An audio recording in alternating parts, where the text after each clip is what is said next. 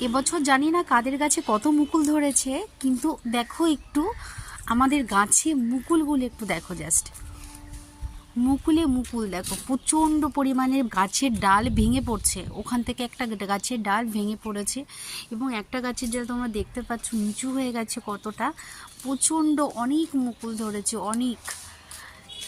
শুধু আমাদের গাছে নয়, এখানে যতগুলো গাছ আমাদের আশপাশে আছে সব কটা গাছই দেখেছি এবার ফলন জানি না কত দূর হবে। দেখো মুকুলগুলো একটু জাস্ট দেখো,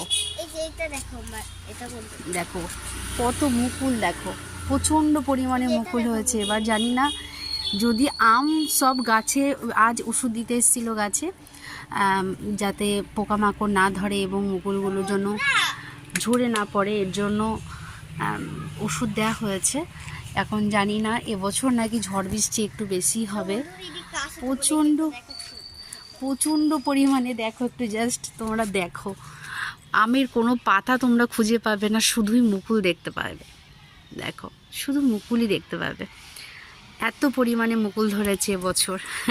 তো সব থেকে বেশি ভালো লাগে যে হাতের কাছে যেগুলো রয়েছে না, সেগুলো বেশি আমার কাছে, মানে আমি বেশি খুশি যে আমরা ছাদে উঠলেই এই আম, এখানে যদি আমগুলো ধরে এই আশপাশে, সে আমগুলো আমরা খেতে পারবো।